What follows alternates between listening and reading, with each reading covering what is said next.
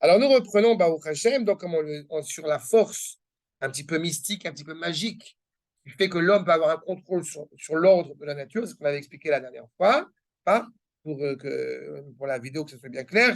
Troisième portique, Chelek Gimel, Perek Bet, chapitre 2, et paragraphe 4, Saïf Dalet. Veine, Echina Chochma Eliona, Sheimatse Bitul Ligvulim Migvuli Ateva, החומר והעולם הזה, המבדילים ומרחיקים את האדם מן הנמצאים הרוחניים וענייניהם, ויוותר האדם מכישוריהם, ויתייצב על מצב מעולה עם מצבו הגשמי, עד שיותן לו קשר ועניין עם הרוחניים, עודנו בעולם הזה, בגופו החשוב. D'accord? Je m'arrête là pour le moment, et on va essayer d'expliquer. Bon, c'est clair, ça paraît très clair évidemment, mais on reprend quand même. C'est ça? Non, c'est une dernière. Le contexte est très simple. On a dit qu'il y a une force. Je reprends. On a dit qu'il y a une manière de diriger le monde par Akash Baruch directement. Il y a une manière de diriger dans l'ordre de la nature l'homme. Et seulement on a pu assister à travers les générations à des hommes, okay, positifs ou négatifs, qui ont utilisé le nom d'Akash Baruch, c'est une des idées, en tous les cas, ou qui ont eu un contrôle sur l'ordre de la nature et qui leur a donné, encore une fois, une capacité à agir dans la création. Et alors, on s'interroge, encore une fois, par rapport au monothéisme hébraïque absolu, comment est-ce possible que quelqu'un utilise des forces, on va dire maléfiques, ça va un peu, bon, qui vont a priori aller à l'encontre du Créateur, comment est-ce possible qu'il ait un contrôle là-dessus? D'accord? Et en fait, ce que nous avions, la conclusion à laquelle nous étions arrivés la dernière fois, c'était de dire que pour que l'homme puisse se sentir parfaitement attaché au projet de la création et au projet du Créateur, Akadosh Baruch Hu lui a donné la possibilité de temps en temps, à certains en tout cas, d'avoir, encore une fois, un sentiment de contrôle qui dépasse l'ordre de la nature. D'accord? On l'avait expliqué. Et ce n'est pas que intellectuel. Pas là, on va y revenir, mais j'avais montré que, effectivement, quand on parle dans le langage scientifique, il y a des phénomènes que nous ne sommes pas capables de comprendre aujourd'hui, que demain nous serons capables de comprendre. Ça ne veut pas dire que ce n'est pas Akadosh Baruch Hu, ça. C'est évidemment Akadosh Baruch Hu, qui nous donne un esprit et qui développe notre esprit pour être en mesure de décrypter certains phénomènes. Mais là, ce qu'on passe, encore autre chose. C'est réellement une dimension qui se sépare encore une fois, d'un ordre de la nature préétabli. D'accord?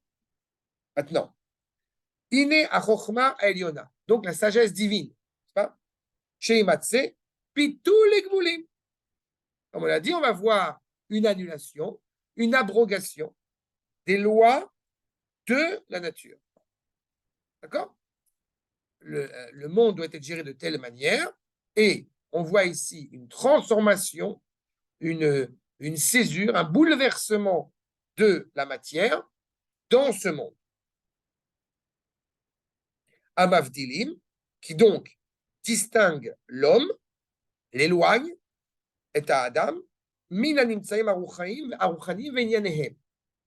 l'homme est une réalité, encore une fois, qui vit, qui régit le monde de la nature, et il semble qu'il puisse avoir, à un certain nombre de moments, la capacité de sortir de cet ordre naturel. D'accord? Ce qui est encore une fois réservé en général aux créatures célestes. C'est ça, on l'a dit ponctuel. Mais il va taire à Adam, l'homme donc annule tous les liens qu'il avait de manière quotidienne, de manière routinière, de manière sereine. Mikishurehem, il va être mieux que la situation, encore une fois, matérielle, dans laquelle il est. Le problème, c'est qu'encore une fois, je ne vais pas prendre trop d'exemples, parce que les exemples qu'on va donner, c'est des exemples qui sont légendaires. On va parler de l'alchimiste, on va parler de Superman. D'accord? Mais ce qu'on est en train de développer, ce à quoi évidemment nous sommes très faibles aujourd'hui, c'est cette réalité, je répète, où il y a de l'alchimie. Quand il y a une expérience, Et on avait évoqué la réalité des Égyptiens, n'est-ce pas, qui sont capables de reproduire les miracles, les plaies, une partie des plaies en Égypte. C'est là, il y a le Midrash, mais le fait est, c'est qu'ils ont fait ça, sans même rentrer dans le Midrash ou pas, mais on a une force. D'accord? On a une réalité, on a un contrôle sur ces forces de la nature. Et elles sont profondément mauvaises. Moshe Rabbeinu, on nous dit clairement que Moshe Rabbeinu, il a invoqué le nom d'Akadosh Baruch Hu, n'est-ce pas? Et il a donné un coup de poing aux Égyptiens, ou l'inverse.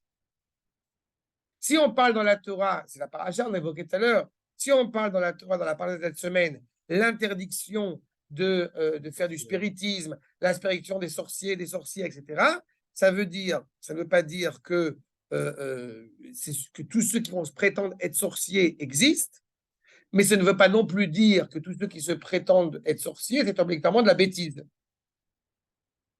D'accord? Il y a des réalités qui existent.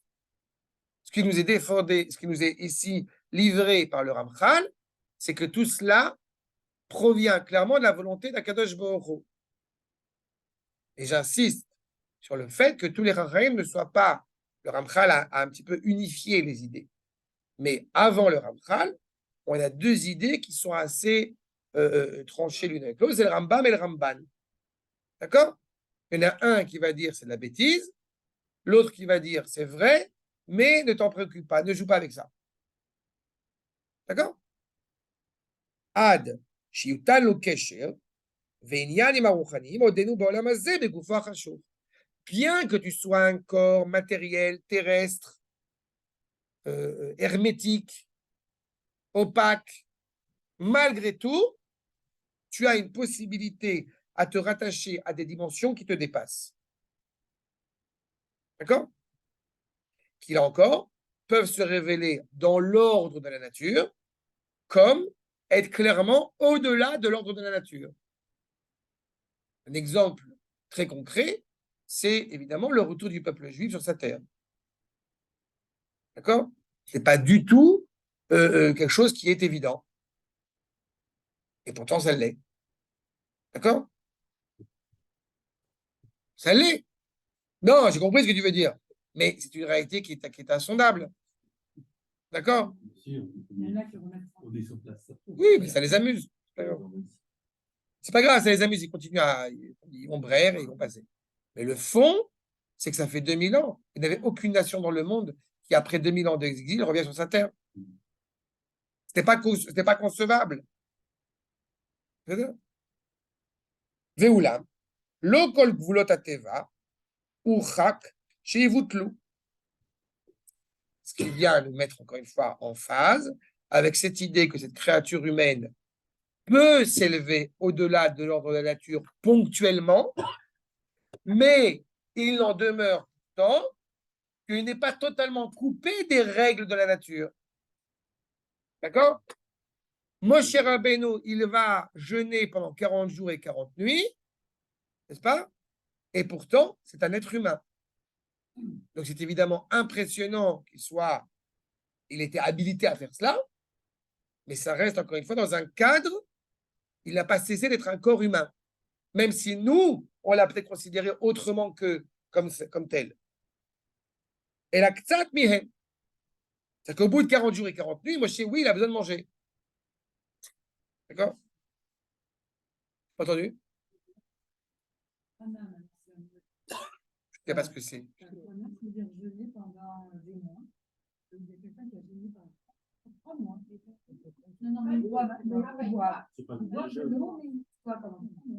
Ben écoute, voilà.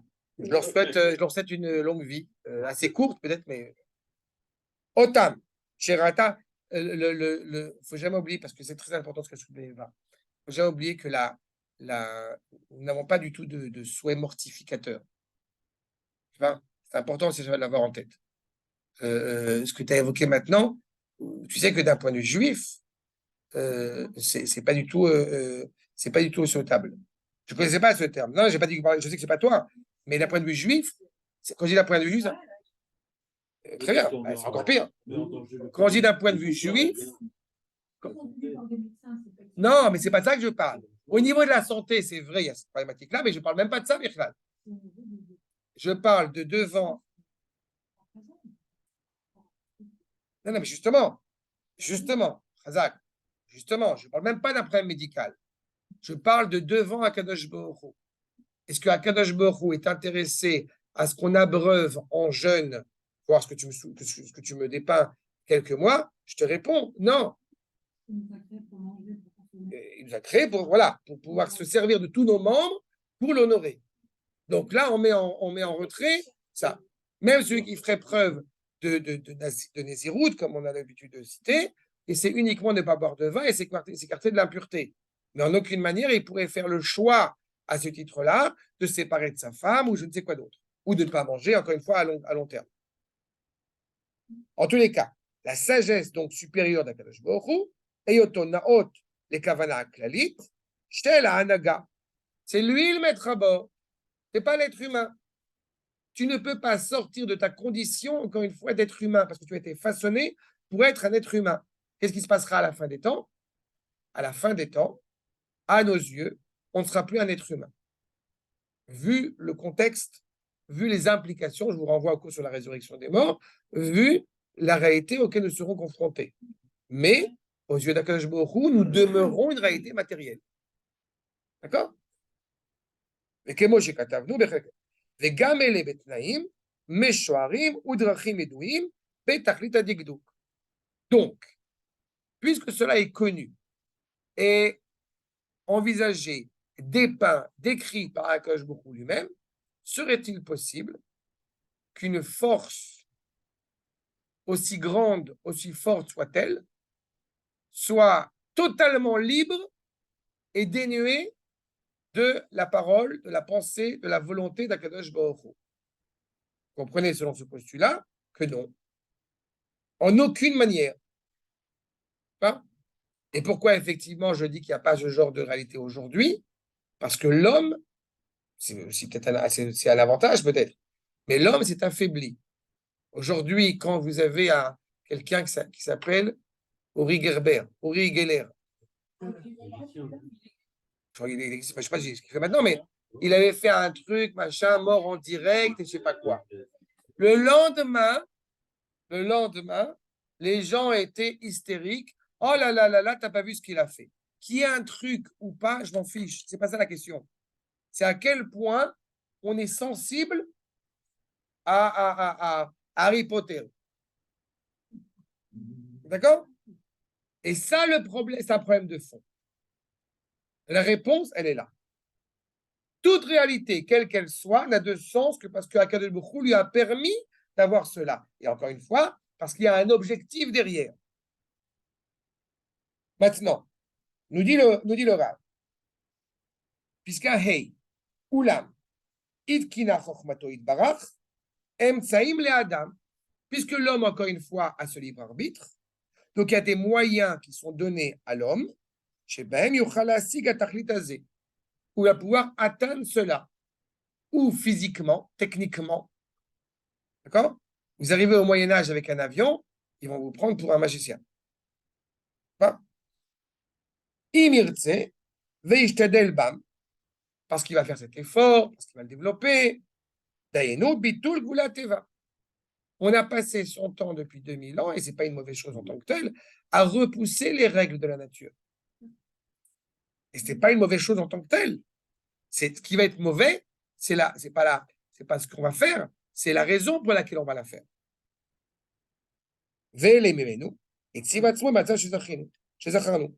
Et quand il c'est ce que le Ramchal va nous commenter, va nous dépeindre maintenant. Ça veut dire que ça soit dans le cadre de l'intellect humain, ce qu'on va appeler un roman de science-fiction, qui devient une réalité vécue quelques générations après. Mais ça reste encore une fois dans un domaine qui est cadré. Hein, à trouver le moyen pour arriver. C'est ce qu'on avait sous la dernière fois, pour un scientifique, etc. Dans ce cadre-là, ou que ça soit dans un cadre aussi qui dépasse l'entendement humain, qui lui aussi est possible de temps en temps. Hein, quelle en est la motivation? Il y a plein de raisons à cela. Ça peut être pour permettre à l'homme, justement, de révéler des forces en lui qu'il n'ignorait jusqu'à présent, qui dépassent l'entendement. n'est-ce pas? Pas besoin d'avoir, encore une fois, des étincelles et de la fumée pour dire, waouh, c'est fabuleux. Non, il y a des réalités qui vont à l'encontre de l'ordre de la nature et pourtant, eh bien, elles arrivent à se mettre en place. D'accord? Achat. Nous dit le Rav. Commençons par ce qui est le plus avantageux, j'ai envie de dire, enfin, le plus fertile, l'évocation du nom d'Akadosh Baruch. D'accord? On a différents noms du Créateur. Le nom propre, évidemment, c'est Yudkevavke. Mais on voit tout au long de la Torah l'invocation du nom d'Akadosh Baruch sous ses différentes formes qui amène par là même un miracle. D'accord? Le nom le plus long d'Akadosh Baruch Hu, à ma connaissance, que je ne connais pas, mais que, bref, qui existe, c'est un nom de 72 lettres. D'accord? Qui est inscrit par des manipulations de lettres, etc., dans la Shirataya. Comment est-ce que la mer s'est ouverte? Parce que justement, Am Israël a évoqué à ce moment-là, avec toute la conviction et toute la volonté, le nom de 72 lettres d'Akadosh Baruch Hu. D'accord? Quand Akadosh Baruch Hu dit à Moshe Rabbeinu que Vanochi, qui va venir, Akadosh Baruch Hu, il vient à nous, Be'av, dans les nuages. Mais c'est quoi Be'av? Ain Bet.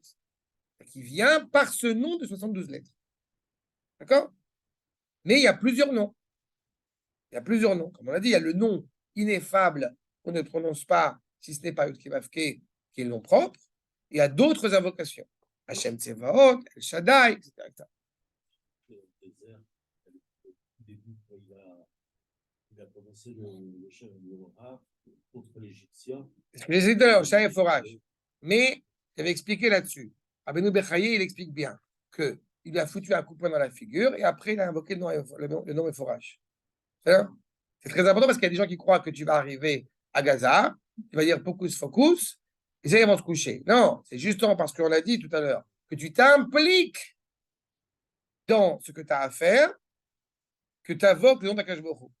C'est pour ça que j'ai toujours dit pour ma part que c'est une, comment dirais-je, c'est une blague, mais pas totalement. Que quand on tue un terroriste, il ne faut pas oublier de dire les Shem Yehoud avant. C'est important. Je viens sanctifier le nom d'Akadosh Baruch Hu. Mais je le dis, mais je l'assume, quoi. Non, je dis c'est une blague dans le sens si tu l'as pas fait, c'est pas grave, tu n'as pas fait une faute, ça je veux dire. Mais oui, je pense que c'est important d'être conscient que nous éradiquons le mal sur Terre. C'est le nom d'Akadosh Baruch Hu. Bref. Da, kine. On retrouve cette expression de connaissance. Ine, nidbaer, shekiyum kol ha-metziut kulam, metziyut kulam, toutes les réalités, bichlalam, ou bifratehem, donc, dans ce qu'il y a de plus général, collégial, comme de plus individuel, Eino, Ela, Adon Baruchu, Akash Baruchu est le maître à bord. Dans l'autre cours que je fais, je suis en train de traiter notamment on avait dit, des raisons de d'un tremblement de terre, hein, et la chose la plus essentielle, c'est que je mets en évidence, c'est d'abord de bien comprendre que tout cela est rattaché au projet divin. D'abord et avant tout. Tous ces représentants qui parlent n'ont de sens et n'ont de valeur que parce que Akash Baruch Hu leur permet de parler. La question qui nous est posée, c'est effectivement comment est-ce que nous on réagit par rapport à cela. Mais cette présence est permanente. D'accord. Mais que la présence d'Akash Baruch Hu soit permanente, c'est un fait. Mais à quel point nous sommes conscients de notre rôle à jouer dans cette réalité-là, c'est là toute la complexité. D'accord? On peut souhaiter être, comment dirais-je, on peut souhaiter être un Tanguy. Vous avez l'expression en français, non? On peut souhaiter être un Tanguy jusqu'à la fin des temps. Mais ce n'est pas une bonne chose. Pas? Pour réellement être le fils choyé, souhaité, voulu pour participer au projet du Créateur, c'est justement de ne pas forcément que être Tanguy. C'est bien d'être Tanguy de temps en temps, mais il faut sortir un peu. Non, mais c'est ça, oui, ça. L'authentique liberté, celui qui justement participe au projet divin. En ben chorin et la meshosek Torah. Donc, encore une fois, avec cette Torah, nous participons pleinement. Revoyez à l'occasion pourquoi est-ce que le nom d'Akash Baruch Hu n'apparaît pas dans la Megillat Esther. J'avais montré, grâce à mes maîtres, sur le fait que le nom n'apparaît pas, justement parce qu'il n'a pas besoin d'apparaître. Non, Mamash, non, non, c'est plus que ça. Tu as besoin de dire Bezrat Hashem toutes les 5 minutes quand tu n'es pas certain qu'Akadosh Baruch Hu est avec toi. Mais quand Akadosh Baruch Hu est pleinement présent, tout ce qu'on agit est naturellement rattaché à Akadosh Baruch Hu.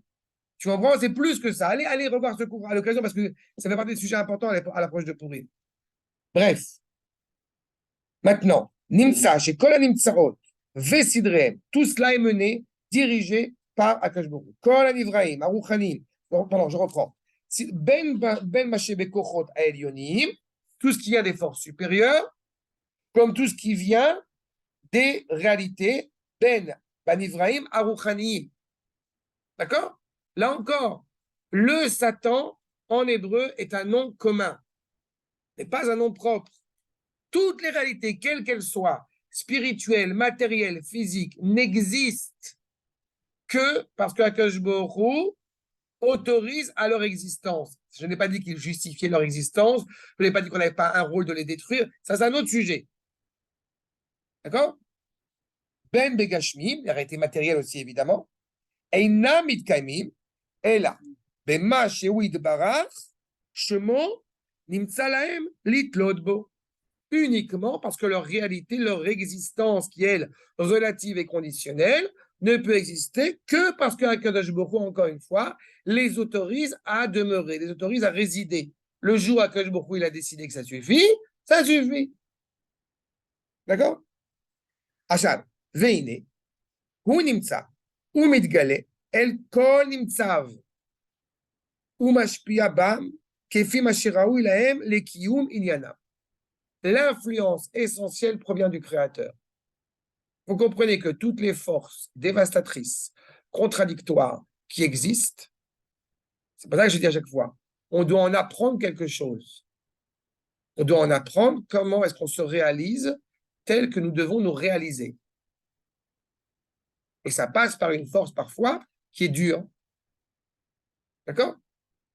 Mais elle n'a pas d'existence en tant que telle, indépendante. D'accord? Je répète, à l'échelle globale, à l'échelle individuelle, on sait que le prix qu'on peut payer est là-dessus. Mais à l'échelle globale, c'est ça qui s'inscrit. Tout cela est dirigé, encore une fois, par une dimension, je répète, de la volonté du Créateur. Émettre la possibilité qu'Akadosh Baruch Hu soit parti en vacances, c'est pas l'expression, c'est pas la conception hébraïque. Le monothéisme absolu hébraïque implique l'impression du contraire. D'accord? Ken, oui. Je t'ai vu sourciller. Les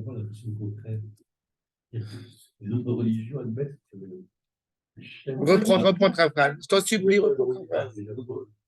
les religions outre Les religions admettent qu'une vacance lâche. Alors, je réitère, d'abord, très bien, je réitère, d'abord, je te rappelle, nous ne sommes pas une religion, nous sommes une appartenance, encore une fois, nationale, un peuple qui a une manière de s'exprimer, une manière d'être, une manière de vivre, pour être en cohérence, encore une fois, entre cette neshama et ce corps. Ça, c'est le premier point. Le deuxième point, qu'est-ce que la, comment dirais-je, comment d'un point de vue religieux, l'écologie affecte la chrétienté. Comment est-ce que d'un point de vue religieux, l'économie et le développement des prouesses technologiques est fondamental pour la religion chrétienne? Réponse, on s'en fout.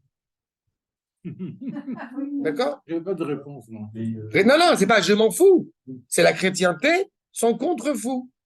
Ça veut dire que ça peut être pratique, ça peut être sympathique, c'est mieux d'avoir un grand écran pour la messe du dimanche que je sais pas quoi d'autre. Mais en tant que tel, tu n'as aucun rapport à Kadosh Baruch Hu dans l'invention d'un ordinateur. D'un point de vue juif, c'est totalement abject, ce genre de conception. La chrétienté n'a aucune aspiration à construire un monde, ici, terrestre, réparé. L'islam non plus. D'accord? Le bouddhisme encore moins. Quand je parle ici de la réalité, de la volonté du Créateur qui s'inscrit dans toutes les réalités, à tous les niveaux. Ça implique que dans toutes les réalités que nous vivons, individuelles et collectives, physiquement, spirituellement, biologiquement parlant, mentalement, philosophiquement, je ne sais pas quoi encore d'autre de sortir, eh bien, il y a la présence d'Akadosh Baruch Hu. D'accord? On s'interroge pourquoi est-ce que les Américains ont un président pareil. On va chercher la réponse dans le Beth Midrash.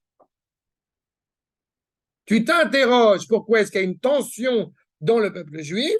Tu vas d'abord poser cette question dans le Beth Midrash et tu vas chercher la réponse dans le Beth Midrash. Maintenant, je vous accorde, et je le répète encore, tu te demandes si tu dois acheter un Mazgan, trois forces chevaliers, comment je sais pas comment on dit, trois Corsus, ou deux, je traduis en même temps, trois ça ou deux, ça je te dis, ne cherche pas dans l'autre Midrash. C'est ça?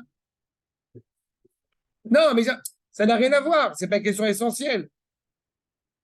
La question, encore une fois, la tension au sein du peuple, elle est essentielle.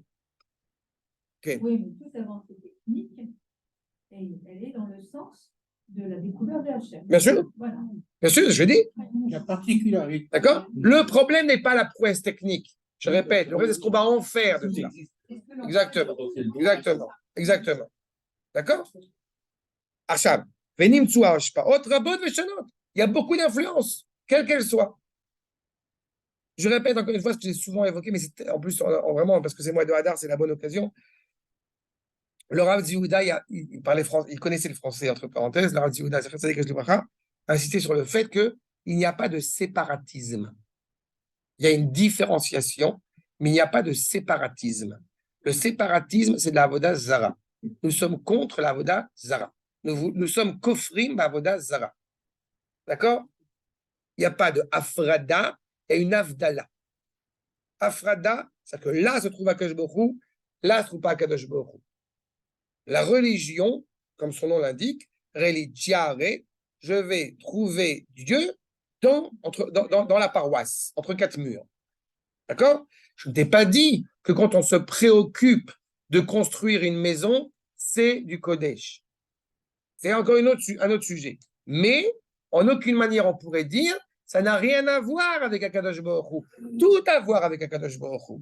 C'est pas tu mets Akadosh Baruch Hu partout. Akadosh Baruch Hu, il est partout en Eretz Israël. D'accord? Arshav. Ube hashpaot ahem, donc par ses influences, taloui metziut, kol metziut ou machloktam, kol inyanehem. Toute l'influence, évidemment, elle va être à la mesure de celui qui la reçoit, de la société, de la civilisation qui va la recevoir. Est-ce qu'on va poursuivre ces influences-là ou non? Sheyamshechu hashpaot ahem, yevaldu kol atoladot agdolot, anoladot mehem. Plus l'influence est grande, plus il y aura évidemment des ressorts et des aboutissants, des répercussions énormes à ces influences. Comment tu as organisé le monde? On sait très bien que quand on commence à prendre un cheminement qui se veut droit, il y aura une application à 1, 2, 3, 4 générations. D'accord?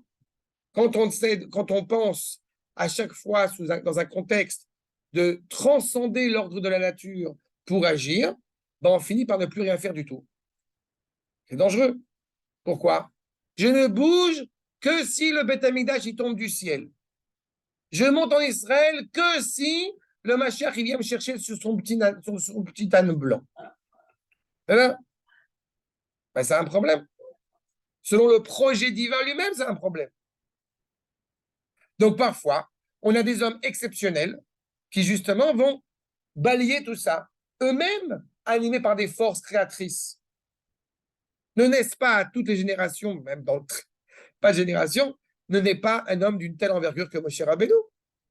Et les Havdil, avec tout le respect que j'ai évidemment pour Moshe, et que j'ai aussi pour le Rav Kook, heureusement ne naît pas à toutes les générations un homme comme le Rav Kook. Rashi, Rambam, Ramchal. On a des générations exceptionnelles. C'est quand même rare qu'on soit capable d'étudier avec autant de modernité, de contemporanéité, de vigueur, un homme qui est décédé quand il y a près de 300 ans. Et quand je dis l'étudier, je n'ai pas dit l'étudier comme une œuvre archéologique. On n'est pas chez Aristote. Exactement. Veikablou amalachim, et donc ces anges même vont recevoir cette luminosité mi-oro idbarach, amidgale aleem, majikablou. Chaque ange a un rôle bien défini qui va être prêt à transcender dans la nature. Michael est venu voir Sarah et Meno, ta femme elle va être enceinte, mais elle a plus de 90 ans. Et pourtant, elle aura un enfant. Non? Alors que Thérèse le Duc, non. Oui. C'est pas arrivé par Saint-Esprit. Voilà, c'est Rabbi Jacob, Thérèse le Duc. Veyaspiou amalachim, et les anges tutélaires vont influencer donc ces anges qui sont inférieurs à eux. Et eux-mêmes vont influencer ceux qui sont sous eux. Vatartonim, Atsov Vitachehut Kulo. D'accord? De Akadosh Baruch Hu, l'ange, jusqu'à l'arabe. D'accord? Donc ça fait quand même large, quoi. D'accord? Donc, Atkan, pour aujourd'hui, parce qu'il faut que je m'en aille. Baruch Hashem, parce qu'il est 8h, je vois, d'accord? Alors, bien fait. Pour que j'ai le temps de rentrer. D'abord, Beochim Tiyur, merci beaucoup.